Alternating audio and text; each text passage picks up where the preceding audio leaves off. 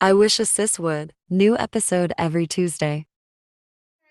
Hey guys, we're back. We're back. And if you are confused, this is the same day as the last episode. We not faking the funk for y'all no more. We're recording 2 episodes in one day. Okay. Say hello. Okay. Can we pretend to talk about our week again? Yeah, let's pretend to talk about our week because this future week is not looking good. That's all I gotta say. Listen, it's the same. Lifing. Like I post, girl. Life is lifing. So we have been hella busy. So you know, that's an understatement. In the past 2 weeks, oh my god, this is my first week where I finally feel somewhat like myself. In the past 2 weeks, I think this is like my first week that I don't have something to do every day. I have had something to do or something going on literally like every day. I don't think I have anything to do on Thursday. It's the only day. We would have been recording this episode, you know, on Wednesday. It's Monday, guys. Just let you know. But since we're no longer doing that, me and Carter are gonna go on a date. We're gonna take him to the movies and dinner. Must be nice to have Valentine's Day plans. I'm definitely going to go see that Bob Marley. Would rather be throwing it back for somebody, but we'll be in Houston this weekend. So we bringing that back up. What you going to Houston for? You can tell me that. Oh, her face tells it all. I'm just playing. It's gonna be in here, then sister outing. Oh. Y'all just kicked me out the sister group, okay? I mean, not really, but y'all it's me out because she wants to see her do. So okay. Y'all just I'm just trying to be a good big sister. He lives in Houston. He's from Houston. Oh, he had to move back. He may be moving back. He may move back here. Yeah, again. So anyway, okay. Right now, she just transportation is what she's saying. Yeah. But I also have friends up there too, so I go to Houston. It's like I thought about moving to Houston. It's like my I got a pros and cons list going right now, honestly. Yeah, it depends on where you. Hey, certain parts are nice. I ain't gonna lie to you. I got a pros and cons list. I'm low-key thinking about it. Maybe in the next year or two, I'd be game for moving to Houston. I would if I. Never mind. I ain't gonna say that. Because my daddy don't listen. I can't be too far because my daddy don't listen. My brother not. I think I could do it because I was gone for 4 years. Y'all be all right. No, my daddy. I would be okay if my brother paid more attention. My brother don't pay attention and my daddy don't listen. So, I mean, if now, let me change that because if my future husband is listening, yes, sweetheart, I will follow you. But right now, single as a dollar bill, I gotta make sure that Charles is doing. Because I need one of these. Charles need to do what he needs to. You need a ring on your finger. Got a ring on the finger. I need one of them. A real one. Hey. Well, I feel that.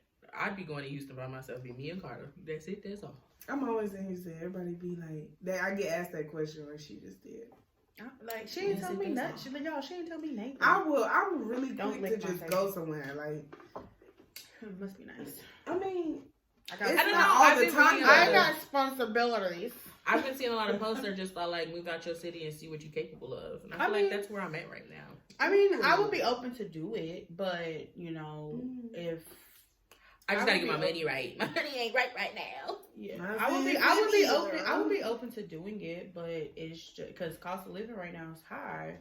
But I think like just saying, oh yeah, I'm gonna move. Like I said a year or two. Hold on, I gotta graduate first. Well, it's not like I said it like it's not on my horizon to move. You know what I'm saying? It's like some people like plan it out. It's not on my horizon to move. Now, if something presents itself and it is a good opportunity, like I said, if I meet my future husband, he like, well, hey, I gotta go here.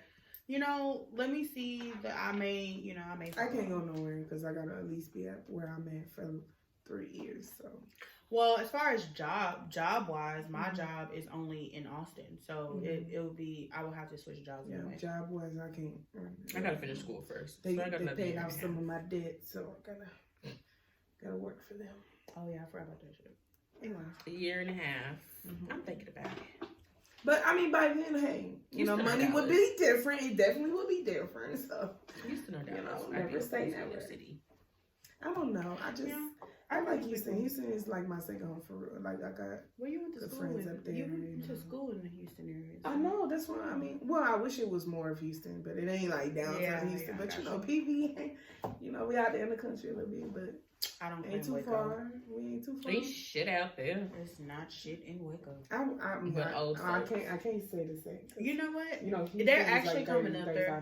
They're actually getting a lot of more stuff. So, I mean, yeah, you know, over time they're expanding. I mean, I didn't realize like Austin is really. I'm like, I be going down. I'm like, what subdivision is? They have. Like they really building out here too. I'm like, oh, okay. They building and making these houses $500,000, and like we talked on the last episode, minimum wage. Yeah, it's true. Anyways, I digress. Mm-hmm. Okay, guys. So we just went on a good little 5-minute rant. Mm-hmm. So we're going to. This is gonna be like a little. I don't want to say emotional, but emotional. I don't have tissues, so we're just gonna wing it. But I didn't do no research. This is I literally did. She sucks. She sent me a text message like, I'm gonna do my research. Yeah. I think that was Saturday, and Saturday I deep cleaned my house, and it just didn't happen. Here we are with no research. I mean, I don't really think that there's research that you can do. I don't think so either. So I mean, we're going to talk about being angry. And not only being angry, but is it okay to be angry with God? And this is a good one. Yeah, so we've said before, we are spiritual people. Me, Rocky, go to church. Shakayla prays from the house. I do. So got her homies. She wears that proud. Okay. So I think and I mean it's different podcasts and there's different things that people are really touching on this right now because I don't know, like the past few years, life been lifing, and I know that there's a lot of things that people are saying, like church folks say, well, just pray about it, honey. Well, don't worry about that. You just gotta pray about it. I'm here to tell you, been praying for probably a good 4 years right now. And life is still lifing. Life is still lifing. If not getting worse. So okay, let's dive into this. What's up? I think this is actually a really good topic. She excited, yeah. But it's just it's real. You can, and I know they say you're not supposed to be angry with God because there's a reason that you put that he put. But damn, do I always gotta be his heart and shoulder though? Why I always gotta be? I thought we was testing 2024 year. That's not the strongest shoulder. I thought I was exempt from that line because we've been at it for 3 years now. I thought I was at the back of the line. I just knew I wasn't about to be picked. Okay. Why I gotta be the strongest shoulder? And I hate when people say that though, low key. And I mean, I used to tell that to Quay all the time, but damn, I can only tell her that so many times. God picks his heart, his strongest shoulders for the hardest times. You do so much. Yes, the fuck I do. Damn, how many times can I tell that to that girl before she bitch, you lying? And I'm gonna tell y'all, I don't be telling her that. I'll be like, this bitch just lying. No, I've been trying to feed her soul, but damn. Let me tell y'all, this is a quote that I live by, and it says, "It always rains the hardest for people who deserve the sunshine." And when baby, it's a hurricane. No, but typhoon that came through. Let's be for real. When you really think about that when you sit with that statement, that really hits home when you think about people who are good-hearted, genuine, who don't mind being supportive for others and stuff like that. I feel like with this, you can't help who you are, and also you're going to be more of a target because you're the representation. That's how I look at it. Mm-hmm. You're the representation of how things should go, so you're going to be the most attacked. But you know what makes me I understand what you're saying, but what even makes me angry about that is that people don't believe that you have stuff going on. Now, that is a very valid point. I feel like it gets dismissed because we are looked at the... Yeah, because it's got it together, and maybe not all the way, but in other people's eyes, you are that person they can lean on. So they oh, she got it. No, check up on me. And it's crazy. We with the whole Black History poem that we just did yesterday. I kind of had to take my stand, because y'all were trying to get me to do the poem too. I had to take my stand. No, because I'm doing so much already it's time for somebody else to step up. And not even somebody, like, not even just saying it like that, but like, I need my break too. Like I said, life been lifing. I've been having headaches. Like, a week is 7 days. I have headaches 5 days out of the week. I'm talking to my daddy. His solution: stop stressing. Okay, Easier said than done. thank you. How? But it's like I said, it just becomes, you become angry because how many things have to go wrong, and for how long do you sit here and you keep that faith that everything's gonna work itself out, and it doesn't. You know, you see what I'm saying? Like, it doesn't. So, I mean, I think it's okay. This is my thing too. I mean, because this is so crazy, because today, I promise you, like, when my mom and my sister made it home, we were on the topic of God and everything, and my sister was talking about how she's really developing her relationship, and there's this podcast that she also watches, the Christians, you know, and they had Michael Todd on there, and it was a good topic they were talking about, and it's coming stemming from this, like you were saying, people are really talking about this, and one thing I do feel like we have to look at and you have to consider is, are you really doing your part as far as being intimate with God? Like, are you really in your word like you need to be? Are you really praying on a daily basis, like consistently? Because I'm going to keep it a bug. I struggle in that area. And I know that if I'm not fully connected in the way, and I know I need that, it is a lot of room for the devil to be at play. I mean, because the distractions in itself, that's the disguise when you look at it from that point of view. And everybody gets caught up in life. It's so easy to just, you know, slip in to those the distractions around you and what's going on with our life, and what we choose to tack on that is not necessarily for us. So what I mean by that is, you know, taking on more than we can bear. And I do feel like people struggle with, you know, overworking themselves to death. Preach, sister. And that's a real thing. That's a real thing in my family, not even just with myself, but what I noticed within my family. Like, even with my own mother, I'm like, me and my sister, my siblings, we could be like, why are you worried about that? No, because you have to. You just did. No, why are you worried about that? I mean, because I feel like we worry ourselves into the ground. Like, I can say with that, people put very, very, very high expectations on you, depending on who you are. That's what I go through. Kind of, you know, everybody kind of looks at me to be like, first, are you young adult? Everybody kind of looks at me to be the spokesperson, and I'm just like, there's some days when I don't, like, I have no problem. No, absolutely no problem. Loving on the next person, being there for somebody, doing stuff for somebody. But then it's times when I am here by myself and I look at the mirror and I look in the mirror and I'm just like, where is that for me? And that's when I start to become angry, because I feel like everything that I do is overshadowed. I break my back for people, not only family, friends, you know, everything. And I run myself ragged only to sit here and just be barely making it, barely pushing by. So when you go, like, we have conversations about me sleeping all the time. I don't sleep. I will go to sleep and I will be up in the middle of the night for about 3-4 hours. I will go back to sleep like an hour before my alarm, probably about 4 hours. And I mean, it's routine, because it's nothing that I can do. But, you know, the easy thing to do is, well, you got to stop worrying about stuff. I can't stop worrying about stuff if it's stuff that I know that needs to be fixed.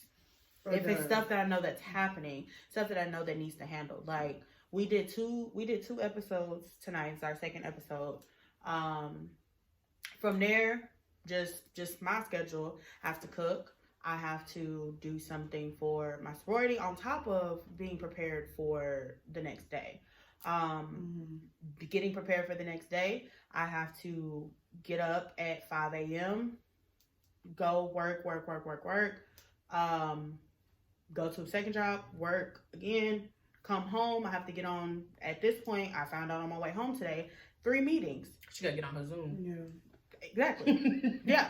So I have 3 meetings tomorrow. One starts at 6:30. The other one starts at 6:30, 6:45. Other one's at 7:30. The other one concludes after that. I mean, it's all for my sorority, but it's tiring. And if we would not have filmed this episode on Wednesday, that would have been what I had to do Wednesday. Mm-hmm. And then Thursday, depending on what week it is, I may have church practice. So I may not be getting home till 10 o'clock. So when I say I am gone from sundown to sundown, mm-hmm. I am. And I'm tired. And who wants to be tired by themselves?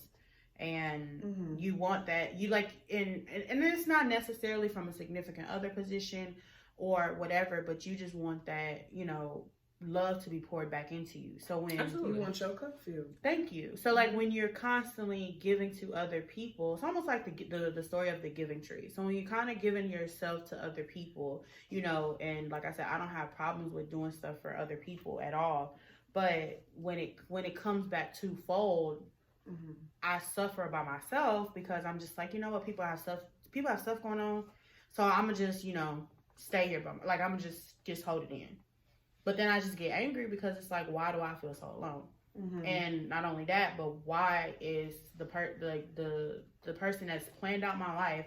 I go to church, I do X, Y, Z, ABC. I do this within the community. I work and I do this and then I do this mm-hmm. and I'm not gonna say everything by the book, but most stuff by the book. And I just see other people climbing, and it's not envious, mm-hmm. but you see other people climbing and you kind of look at yourself and you're like, why am I in the same position? I think that's my biggest struggle as of right now is mm-hmm. just the lack of motivation to see myself in the potential that I know I need to be at. Mm-hmm. And the rut I think I've been in for the past 2 weeks is like, yeah, I'm going to school. Yeah, my son's doing great. Yeah, I got a good job, but it's like, damn, what else is there? Mm-hmm. What else is there? And I know that I have so much more potential to do absolutely anything that I put my mind to, but where the fuck is the motivation at? Mm-hmm. I'm tired. Like, I wake up tired. Like, my schedule ain't as packed as Chloe's, but I'm tired. Like, I watch my nephew on Tuesdays and Fridays. I got schoolwork that I'll be up until 11:59, 12 o'clock doing. Mm-hmm. I have my son who has basketball practice, who wants to go into football. I got to make sure he's fed. I got to do this. And I still work full-time job, mm-hmm. but it's just like, I want to excel in something else in my life, but damn, where you got the fucking time at? Yeah, and it's not like so even it's so many hours in it. Yeah, and it's even that like you have, and like I just kind of explained my schedule. Now it's just, you know, that's mild. When I say the past like 2-3 weeks, it has been something every day. So mm-hmm. it's literally been getting up at 5 a.m., probably not getting off of a meeting until about 9:30 p.m., and then still having to cook, get prepared, you know, stuff like that. But it's like you feel like you don't have time for a social life. And mm-hmm. whereas other people can just be like, hey, I want to go eat, or I'm gonna just go out to eat and blah blah blah. There's no time to do that. Maybe you need to put that on my calendar at least 2 to 3 days in advance. Thank you. There's no time. It's a struggle now. There's no time or finances to do that. That too. Like it's insane. Like we just talked. Like I said, we just talked about minimum wage, and like none of us work minimum wage, but the way cost of living is right now, it feels like minimum wage. And people assume because I live with my parents that I just got buku money to spend. No. I don't. You don't think that helps, but it doesn't. Like, I used to work 2 jobs, and the income when I had the 2 jobs was amazing. Baby, was I living that lavish life and did Carter have everything he wanted? I had everything I wanted? Absolutely. But once I got laid off and got stuck to this regular job that, you know, wasn't my job that was supposed to be paying my bills. My other job was the one paying the bills. The other job I got was just for spending money. Yeah. Thank God, you know, that I had that backup plan when I got laid off, and I was able to turn that part-time job into a full-time job to help make ends meet. But people would be like, well, you live at home with your mama. Why don't you? You thought my mama let me live at home for free? I'm running her electricity and her water bill just like anything else. Mm-hmm. Like, she can't afford to have 2 other people in her house along with taking care of her mother. Like, it ain't fair for her to do that. So I got to hold my load as well. So be like, people just be like, we live at home with your mama. Mm-hmm. I don't give 2 shits to live at home with my fucking mama. But not you only pay that, my bills. But not only that, like, I mean, Does it have its perks though? Absolutely. I got built-in babysitters, but still. Yeah, that part. But not only that, like, I mean, it's just I don't know, like it's a matter it's a matter of being angry, like you that like where and I hate to say it like that because the context of this topic, and of course like speaking about God, but you know it's a matter of being angry because it's just like you have to sit there and just be like, where the fuck am I going? What am I doing? I just need him to come down why and am have I a conversation. Thank you. Mm-hmm. Why do I just feel like less than, you know, like I don't feel as deserving as this person that's shaking their ass on social media, that's doing all of this stuff, that has no issues, you know, stuff like that. And I mean, they probably scamming and doing stuff illegal. Absolutely. But I when think that's you also feel the like, lack of motivation comes from, because it's just like social media is such a huge play that it's like, why does God hate me so much that I can't be as successful as them? And it's not like they're doing anything different than we are. It's just, you know, they doing whatever they got to do. But it's just like, why can't I be them? Like, why God put me here instead of over there? Why couldn't I be that millionaire? yeah. Why couldn't I win the lotto? Why can't I have good luck? Like, why God pick me in this situation? Yeah, you start to ask yourselves a lot of questions, like when you are going through things. I think that's a reality for everybody. I do think it's like a mental shift though that that you have to personally take, because it is, we gotta keep in mind too, like, yeah, we're seeing these people who got all this money and stuff like that, but also they're not happy either. So then again, you know, a lot of people say money they say money solves everything. To a certain degree it does, because really when you sit back and think, it relates back to yourself, your mental, like where you at. Like, if you are spiritual, if you are whatever religion you are you really having that personal relationship with God like you're supposed to? Do you feel connected? Do you feel like you expect your connections to come from other people? Or can you be okay? I think we have to ask our question. I think we have to ask ourselves that question. Can you be okay if you are not meant to be with somebody? What if that is not the path that God sees you for? Even though that may be something that we desire. You know what I'm saying? I think that's a question that people have to ask themselves. Like, is a relationship my end all be all? Like, is that like how I would feel like in my lens, all my life is made up to be? You know, and sometimes in some people's reality, that is not the case. You know what I'm saying? Some people they may not ever get married. They may not ever have a partner, or whatever case it may be. They just live their lives being fulfilled in other ways. And I think you have to ask yourself, what are you really okay with? And what does God see for you? I think we have to have a deeper connection to really understand that side of it, because it is easy to put the blame off on anybody. Shit, I mean, if I really said everything that I've been through, people would be looking like, for real? Girl, if that and I'm ever and in most said something groups, out, it was like, I need somebody to do a docu-series.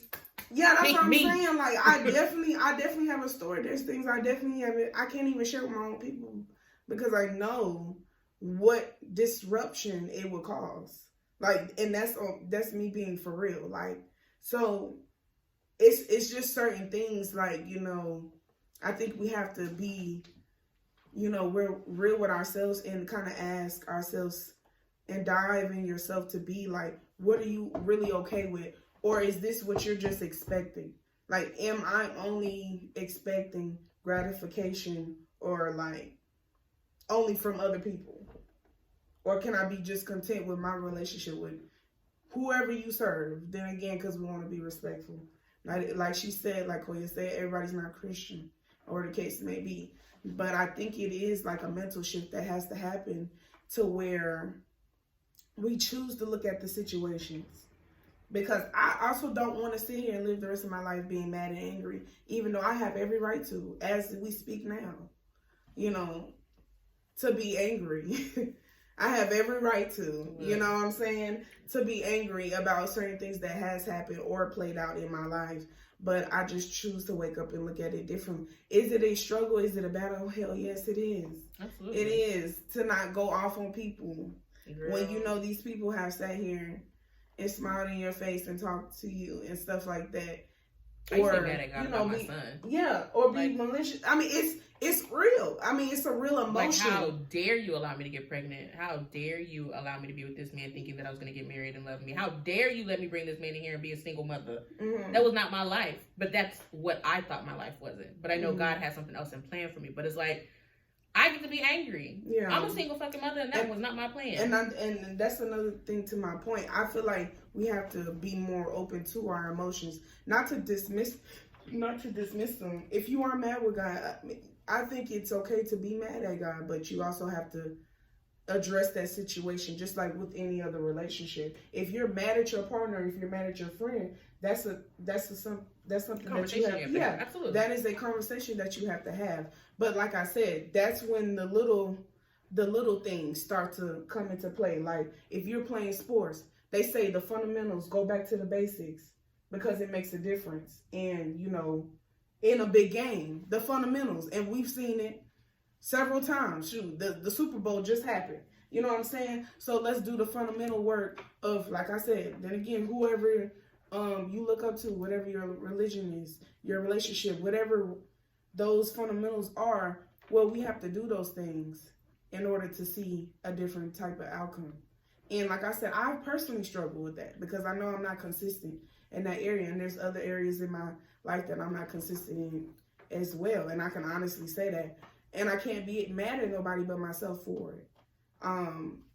Certain things that I put myself in, positions I put myself in, knowing, I know the right from wrongs, but also knowing that I can't determine those outcomes, especially dealing with people, period. Absolutely. You know what I'm saying? So I think that's something that we have to be aware and address. And it takes time. I mean, it really does.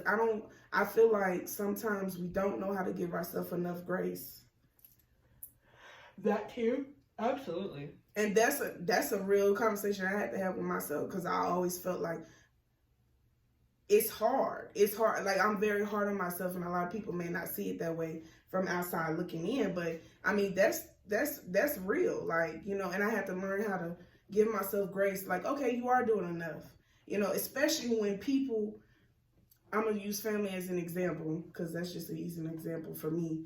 When people are used to you doing certain things, and then you're like, okay, maybe I should step back, realizing like, okay, I need this for myself, or I'm different from you. So the way you may choose to handle a situation or how you spend your time is different from me, and it's okay. Yeah. Because it's easy, to have friends and family be like, well, why didn't you just do it this way? And people hear that all the time. Like, I would have did it. You know what I'm saying? Well, we're two different people, and how you handle your situation is different from mine. And I think it's definitely different if you're a child and you're growing up watching how your parents handle certain situations. Absolutely. And then you do the total, you learn what to do and what not to do, and they may not understand it because you're stuck in your ways. You've been doing it for that long. And I'm watching you from the outside in, but it's kind of hard to be respected, because in their mind, they're like, I raised you, what I'm saying? In the new generation, us being the new generation compared to the old generation, if I were to ever bring this conversation up with my grandmother and be like, I'm mad at God, I don't like him, I don't think I'd get the same response and as open as like the new kids are. Like, we understand, like, okay, it's okay to be angry with God as long as you know the status quo and everything that you need to do to get back in good grace with God. But if I were to bring it up to my grandma, like, I'm just mad at him, she'd be like, well, did you pray about it? But that's the problem. You see, like, within our age group, a lot of people leave the church and stuff like that. But that's why, because we're not heard, and it's always, well, we done been in your shoes and da-da-da. All we did was pray about it, and it got better, and the Lord did something and seen us through. Okay, I understand the Lord gonna see me through, but I'm struggling right now, and the Lord's not seeing me through. And then not only that, like, you get frustrated to the point where you give up. And you lose your faith. Yeah. Because it's just like, if I'm doing this, and this, and I'm still at level 0, I have not moved up, what is the point? Like, what, like, and you feel defeated. Like, I think I told you a few times, like, you was like, oh, how you feel, blah, blah, blah. And I was just like, defeated. Like, completely defeated. Because I feel like I don't have an out. You're supposed to be, you know, like, You feel like you catching hell from every corner. yeah. So it's just like work, family. I text you about every day something different that didn't happen with my family. Work, family, home. Like it literally there's no out. And then not only is there no out, you don't have a way to find peace, because when you work, and all of this stuff is coming at you. Your phone is constantly going off, and that's why my phone stay on do not disturb, because I don't want to hear it. And I'm gonna check it and stuff like that. But like when you have all of this stuff coming at you, then you're supposed to come home and you got to think, okay, well, shit, how am I gonna pay my light bill? How am I gonna pay my phone bill? Like that's how do you can't? There is no balance. And so then you kind of start figuring like, okay, well, let me change this. Okay, well, let me change that. Okay, well, let me do this. Okay, well, let me do that. And then you're still in the same rut. You're still in the same rut. You're still in the same position. Nothing is changing. You had like personal experience. My 30th birthday just passed a month ago. And I was like, oh, I'm going to go on a cruise. Rooms got filled. Okay, well, I'll take that one to the chest. I waited too long to book. All right. So then I'm looking at something else. Stuff just started popping up. So I'm just like, I can't do anything. So in a sense, I feel like my birthday was a complete failure. I didn't enjoy, like, I'm not going to say I didn't enjoy it. I didn't do anything memorable. I didn't say, okay, well, I had a 30th birthday. For my 30th birthday, I did this. I went out with a bang. I did da-da-da-da. I didn't do any of that. I didn't, like, I had people go to Ghost, but I didn't feel the love that I felt like I would have felt. Yeah. Like, I had, like, you know, like, and I think just, like, within this past year, just fallouts with my family and stuff like that, I didn't have that family presence, you know, like that I had. And especially, like, with my mom not being gone, I mean, I'm sorry, my mom not being here, I really feel like I don't have my family present. Because that was your go-to person. Yeah. So it's like when stuff goes on and stuff is happening, I'm by myself. Because at the end of the day, everybody has stuff that they got going on. And who am I to say, forget about your stuff and come help me or listen to me? But the person I'm supposed to go through, the person I'm supposed to go to has me in this situation. For what? Absolutely. Girl, I feel that. Yeah. I mean, no, that's real. I mean, that's what I say. That's why I said it. I think it's definitely necessary to address those feelings of how you feel. Because the more you leave, this is what I do know. And this is because this is how I was prior to me growing from my previous experiences and stuff that I have been through. I do know that when you let it sit and fester, it's never a good outcome.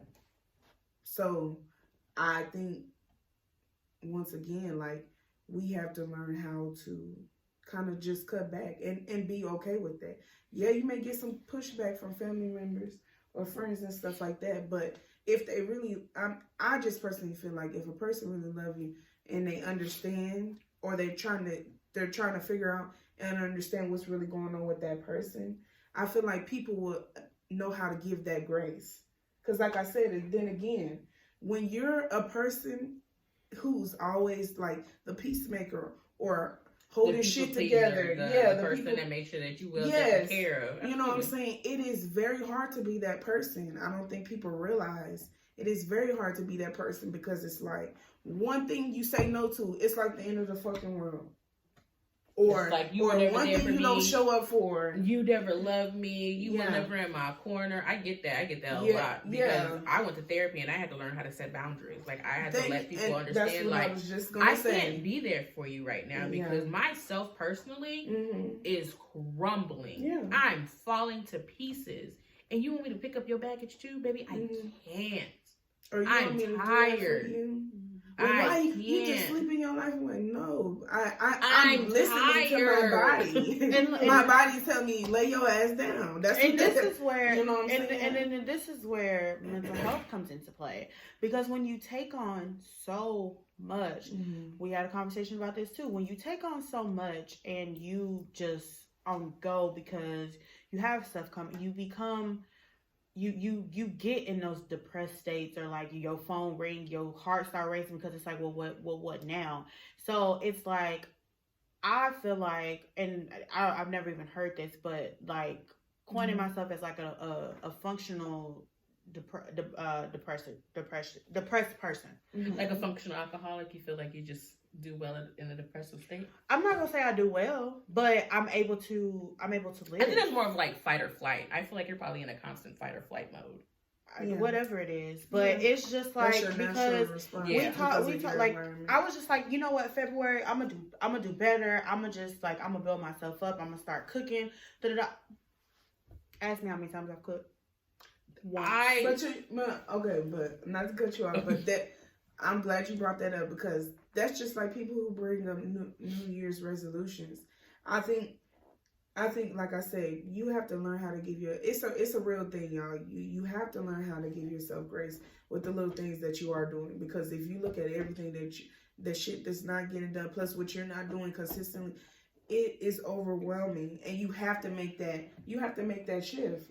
You know what I'm saying? So, and I get that part, and I mean, this may just be me, but when it's constantly throwing in your face what you're not doing, or what could be better, or what you could be doing, or what you need to do, that giving yourself grace don't work, because I mean, it don't work if you allow those people who are saying that if you allow that to penetrate you over and over, because we have a choice. And I know what and trust and believe, I know where you coming from. I know exactly where you coming from, but it literally took me a minute to understand that, okay, you're saying this, but you're not in my shoes. So therefore, yes, it's easy for an outside person looking in to say, oh, point out this or point out. I think it's a difference from having, what do they say? Constructive criticism on certain things, depending on who it is. Like if it's coming from a parent or a friend that you confide in or something like that, to somebody who is just always opinionated. Yeah. You know what I'm saying? Yeah, and they're gonna be like that. I don't pay attention, but it's just like when and this is just, and I know he's gonna listen to this, but whatever, I'm sorry. Like, for instance, I can call my daddy and I'll be like, well, hey, this, like, what should I do? And I just be like, this is the situation, this is what I want to do. For prime example, I was gonna go to Mexico in July. I was talking to my daddy about it. Well, hey, I need to do this, and the down payment is like $300, but the full thing was like $1,000, maybe like $1,200. So I was just like I don't know what I can do to come up with that $800, to make it not only $800, then you add on like prep and clothes and stuff like that. So I was just like, I don't know how to do that. And he was just like, his response, he literally was just like, he said something along the lines of taking life too serious or something like that. He was just like, go out and have fun and worry about it later. And I'm just like, what? Like, it just threw me for a loop, because I understand completely what he's saying, and I get it, and I really do understand what he was saying. Like, go out and have fun, but it's just like, if I have to, how am I gonna go on a $1,200 trip with $2? So it's like, and I wasn't necessarily saying, hey, pay for this for me. It's just, what can I do to wiggle up, something? Because at the time, my job just randomly offered overtime this week, and they sent out the message at 4:30 p.m. on Friday. So at the time, my job wasn't offering overtime. That's where my trip money would have came from. My job wasn't offering overtime. I already work a second job, so picking up a third job would just deplete me. You'll be tired. Yeah. So it's just like, so what are my options? And it's just a matter of, like I said, just not all around, just not being heard, because I can express stuff and whatever, and it's just I'm just not heard. So then you go to the next person, and okay, they got stuff going on, so it's like you don't want to bother them too much. So then, you know, you kind of like go through your Rolodex and it's just like, okay, like I don't want to be a burden, but it's just like when I'm talking to the person that I'm supposed to be talking to, the person that I've been taught to talk to when times get hard. But then after 4 years, I can say, okay, I have my health and my strength. But those other things that were on my list that I was trying to grow towards, where are they at? Where are they at? Are they coming? Can I get a sign? You know, and there's like no sign that things are moving towards what I want. And that as a young person, that is hard. That's hard. That's hard. It can seem endless. Yeah. Because when you have continuous things happening, that's hard. But then it's just like, okay, like, what's the point? Like I tell you all the time, I don't want to be here. I'm here as a formality. When we be at church, sometimes I just be like, I'm gonna go in the choir room and I'm gonna just sit. She's like, no, you're gonna come. You sit in the congregation. I don't want to be here. Like it's just like I'm just here as a formality because I have to do something. Like it shouldn't be like that. Like I shouldn't feel obligated, and I should want to. But when you're constantly, and then not only are you constantly, you have people coming and asking for stuff. People coming, having you do stuff. People coming and having you, you know, just little things. I think that's when those boundaries come to set in. And I mean, even if you set boundaries, it still weighs on you to even say no, to be that people pleaser, or, you know, that person with that big heart, to even set boundaries, it still weighs on you, because at the end of the day, you don't know what the next person needed or where their next meal is coming from, or so on and so forth. To even set boundaries with people that I need to, it still hurts me, because I feel like I could not be there for that person the way that they needed me to be. But that's you internalizing it too, Koya. In a sense too, because you got to look at it like, and when I mean by sense boundaries, it's, you know, there's healthy boundaries. I'm not saying dismiss everybody. You know, you know what I'm saying? Because you can still help. No, seriously, no, because some people really will take that literally and be like, well, oh shit. yeah, you can't. You know what I'm saying? Like it is. No, but I get what you mean as far as feeling the obligation. It is hard to do, but when you start doing it, it's so much more peace. Let me tell you, that thing is peaceful, and I had to sit with it. I'm telling you, because I get where you're at right now. Yeah. I get where you're at right now, and it still is a constant battle, but I don't care. It's like because I know if I'm not okay, I can't be. Are we really helping? Yeah, are we really? Yeah, that's what I'm saying. Like, am I really showing up? That takes me back to that functional, you know what I'm saying? that state of the like functional depression. And I don't know. I don't think I want to call it fight or flight. But that's what you're in, though. You're in a constant fear of a fight or flight. When you don't want to answer your phone because you think it's another opportunity for you to be put on a board or for you to do another committee. I say functional depressive state because it was like a week that I cried. I just cried straight, like a week straight. Every time I came home, just cried myself to sleep but how and stuff long? like that. But okay, when I'm gonna let you finish, and then I got something for that. But then the like somebody can come to me like, hey, can you do this? Like, you know, not saying, hey, can you do this or whatever, but I could go to work and, you know, nobody could tell until it just got too much. And one day at the daycare, I was just sitting there and I wasn't doing nothing. I was literally sitting there with my arms crossed and just sitting back in the chair. And one of the workers was just like, you're not yourself, you know, are you okay? And I was just like, you know, and I just kind of shrugged my shoulders. But that's what I mean by functional, because you're able to cover it up. You cannot look at my house and just be like, you know what?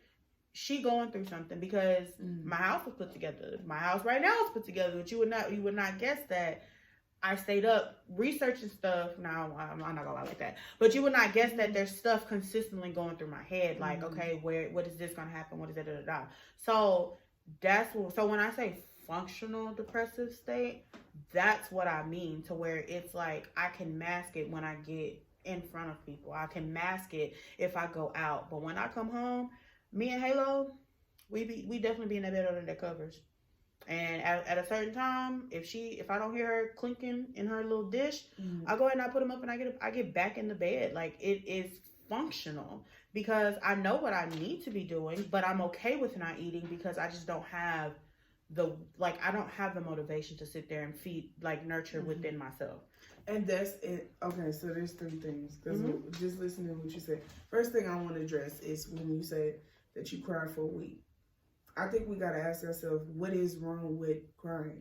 Because realistically, how many times do we allow ourselves to cry? I mean, there's nothing wrong with crying. No, I'm not saying that you feel that way, but I mean, these are questions that people don't ask themselves. Realistically, there's 365 days in a year. How much do you may feel an emotion, but like, how many times in a year do you actually let yourself cry? You know what I'm saying? That's, I mean, if you sit back and think about it, nobody really thinks about these type of things. Like, that's a real question. Like, damn, like, baby, I cry every time my period come around. You know what I'm saying? Like, no, but some people are. I'm letting them feelings. Some people are very expressive, and then you have people who just keep everything in. And realistically, they think it's something wrong. Like if you cry, and that's not. I think it's a part of your healing if you allow it to be. I'm emotional as fuck. I'm gonna cry. You know what I'm saying? I mean, because I am very sensitive and emotional about certain things. Certain things will get me to cry. Actually, when I was younger, I used to have a breakdown every year. But that was because I learned that I never actually gave myself whatever I was going through and stuff like that. I would just keep it bottled up. That's when I was keeping everything bottled up. I didn't feel like I had no outlet. I didn't feel like I could really talk to nobody, especially if you're a younger person. Absolutely. I was much younger too back then, but you don't feel like you're going to be heard, like you were speaking of. You don't feel like you're going to be seen. And then as you get older and different experiences and situations come into play, then you kind of learn how to shift those things. Or even watching the people who created you or the family that you're around. I mean, because when we come into this world, first people you know are your parents and your family. That's who you grow up watching before you really get connected to outside people. So, and the most discouraging thing is like when because my mama would always tell me, you don't need to have a pity party on yourself. And it's just like, even like with this conversation, like I'm sitting here even as I'm talking, I'm like, am I having a pity party on myself, or am I like, is this for real? And in a sense, it's for real because it's not a pity party. It's just how I feel. Yeah. This is not like, oh, Rocky got a promotion and I didn't, let me go cry. No, it's not that. It's, like, it is. But and that's another thing that makes it hard to go to other people, because it's just like, like you have to like, I be thinking like, okay, like, am I feeling sorry for myself, or is this like for real? Like, is it like legit? Deciphering the two, like understanding yourself enough to, but that's when that inner work, what we run from, that's when that inner work kicks into play. Because we got to do the self work to understand and identify, okay, what's really going on with me, and how, like, what do I need to do? Or I may not understand how I'm feeling, and give yourself grace to understand that that's okay at that time. We're not going to have the answers and the solutions to everything right then and there, So I think that's when those type of things come into play. Absolutely. Yeah. And then another thing you had mentioned, when as far as like when you are going through things, and you may not want to reach out to people, or you feel like people may not notice. Me specifically, there's things that I have picked up that I've noticed with you. Only reason why I struggle with knowing how to address or like bring up certain things that I see with people, because it has backfired. Some people don't like to be told what's actually going on with their lives. Like, they'll legit get mad at you. Me and Koya had to have a sit down and have that conversation. We went to dinner and I was just like, bitch, I don't know how to help you. Help me help you. Tell me how I'm supposed to help you. Like, we legit had I literally told you, like, I don't know. Like, that's what she said. And I was just like, I was like, only thing I can do is just be there for you. I love you to death. I love you like a sister. Only thing I can do is be there for you. But how do I help you? What do you need from me to be able to help you? She's just like, nothing. There's nothing you can physically do. There's nothing. And so now, win the lottery, give me the money. Like, right? It's just, like, only thing I can do is just check in on her every so often. Now, if we go, 24, 48 hours without talking to one another because either the conversation died or no one sent a TikTok or something like that, like, we pick back up, like, how are you feeling? How are you doing? Like, what you got going on? Yeah. I ain't even been on TikTok lately. Like, can you believe that? I live on TikTok. Like, I have not been on TikTok lately. So, that just lets you know, like, I'll probably get on check like my few little people that I really like follow, but I get back off. So it's just functional depression. Yeah, I think that's a real thing that people deal with too. Not everybody does see the signs. Sometimes it is hard because like everybody's life, like she mentioned, other people do be having things going on and stuff like that. And if you're not a person who really particular, I pay attention to the people that I truly care about. So there is a lot of things that I pick up on. But I've went to God, and this is a continuous thing. I ask God to show me when it's the appropriate time to speak or address or bring up something to that person. And every time that I've done that, when I was supposed to, let me be clear about this, because you got to do it when you're supposed to. It's another being chastised by God is not fun. So, but then again, like I said, that depends on your level of relationship that you have with Him. So doing things when I'm supposed to do it, it's a different turnaround for me. When I don't do it, I go through it personally. So It's like, and then sometimes I choose not to do it because it's like, you don't know how a person will receive what you're going to say. Especially, prime example, the different type of relationships that you have. A parent, like my mother and my father, those are two different people. Okay? Me saying, hey, this is a situation that I noticed growing up about you. From what I've gathered, and these are tough conversations that I've had with both of my parents. Yeah, this is a tough conversation that I've had with both of my parents. When you're doing that, and this is something that that God has put on your heart to say, like, hey, this is what I suffer from, like, with you raising me, or this is what affected me. All they hear is, I was a bad parent. Yes. Yeah. Yes. I was a bad parent. And they don't, and then you got to think about how they was, how they were raised and how they process their emotions. So they may be hearing that, and it may be hard to hear because it's not an easy thing to hear your child say, hey, this is what you did, this, and that. And then them supposed to be like, well, and accept that with grace, especially in the Black family. Because we just had that conversation not too long ago with my parents. They're just like, you guys made us out to be these abusive ass parents. Like, we didn't love y'all. We weren't there for y'all. We used to beat the shit out of y'all. And they really don't think that. No one said that, though. Yeah. I'm not saying that you guys abused us and all the other stuff. I'm not saying that. I'm saying in certain situations where I feel like as a mother now, where you could have handled it differently, could have been handled differently. In their mind, it's just like, nah, I beat the shit out of you. I wasn't present. I didn't. No, that's not what I'm saying. You were amazing parents growing up. What I'm saying is, and so I get that. That is a real. But those tough conversations are needed because it's like you don't want to. I feel like there is a certain level of allowing a child to voice their opinions, depending on what age you're on. You are, but if you're a grown adult, and let's be for real. If you have kids this is me just speaking to older people who are twice my age, 3 times my age. You have kids, they're going to look at you as a child. I don't care if you're 30, if you're in your 40s. They're always going to always view you as your child.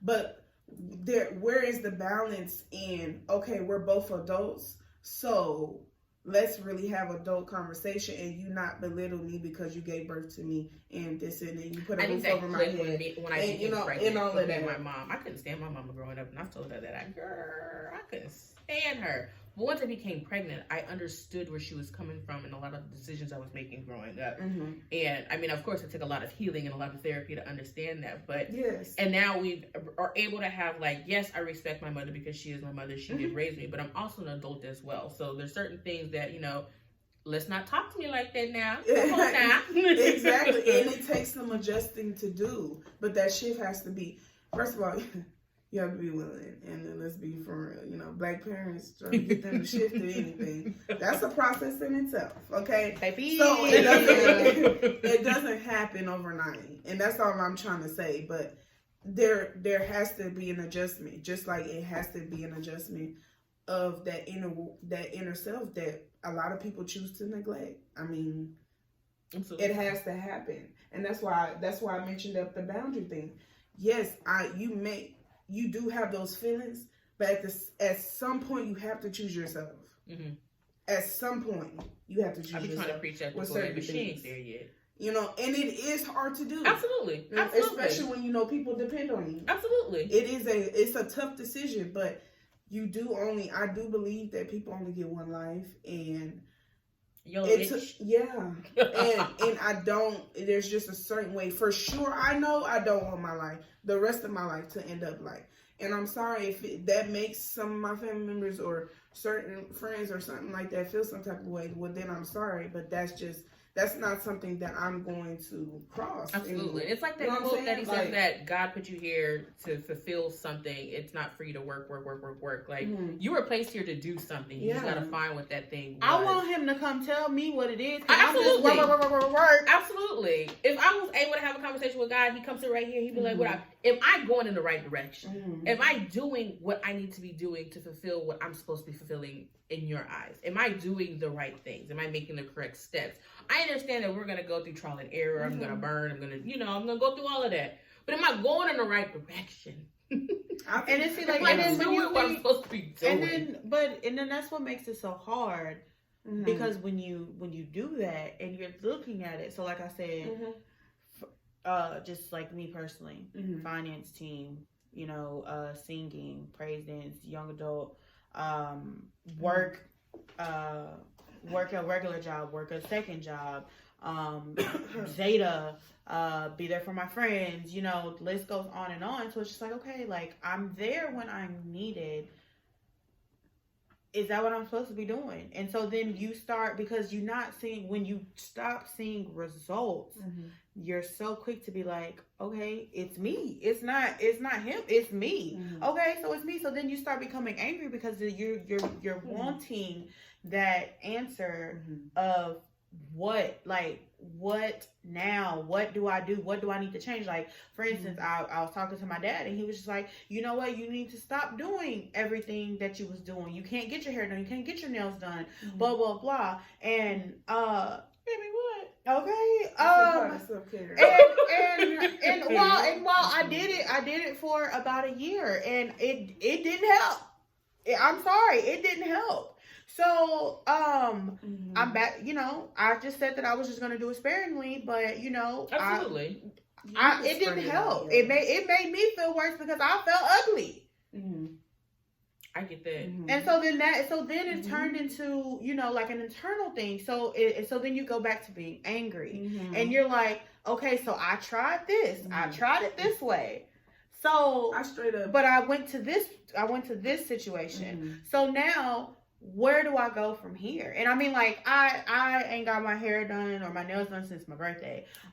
So, you know, obviously I didn't do that for February, but, like, my boy, we need to talk. You know, it's so crazy that you said that because I straight up told my mom, I said, there's some things you're going to have to let go.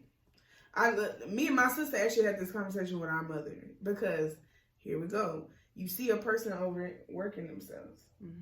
Well, naturally you either have to step back from something to where it's doable for you and it doesn't feel like a stressor, or you may have to let that go temporarily until whatever that needs to happen with self happens. And that's very easy to say, but when you're in positions where people will not let you take that step back, will not let you go, Mm-hmm. then that's where the problem ensues. Like, you know, we jumped you into the finance group, so it's like that's a situation I can't get out of. Mm-hmm. You know, as we're doing work or entering, like I'm teaching you how to enter, but entering was on me.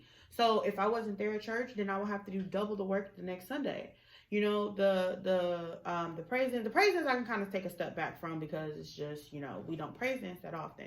But, you know, like the young adult thing, everybody kind of looks at me, so what we gonna do? I don't know. So it's like I can't, like, it's good to say, you know what, you can take that stress out. You let, and I'm sorry, with Zeta, I pay dues, so they got my money, so they gonna get this work. But, you know, I can't take a step back from work, because that's how I provide for myself. I can't take a step back from my family, because that is my work. Like, I work with my family.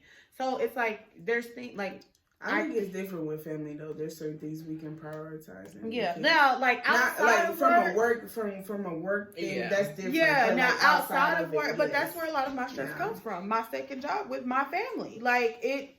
But outside of that, you know, I mean, we may have like a few little arguments here or there, you know, on the other side or whatever, or maybe with this person or whatever that's not connected, but that still goes into, you know, so, but that still messes you up. And that's something that you can't take a step back from, because when I did take a step back in July, it was brought back to me twofold, to the point where I had to block people. And now I'm too uppity and I'm too good and all of this stuff. And so then the next conversation they don't understand. But then the next conversation that was brought to me was, oh, y'all need to sit down and fix it. I don't understand what's going on.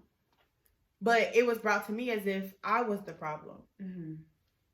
So who did it come back to? It came back to me, and I'm okay with not fixing it, because it's not helping me when you start to set boundaries. Right, exactly. And I said I don't think that I'm ready to do that. I don't think that I'm open to do that. People are not going to understand it, and that's okay. Sometimes you got to be okay with that. Yeah, you know what I'm saying. So like you say, you had to block some family members. Okay, so maybe temporarily or whatnot, or maybe y'all worked it out, but unsave some numbers, you know some few numbers that's not saved on my phone. Your piece is your piece. Like, you're not finna run me in the ground.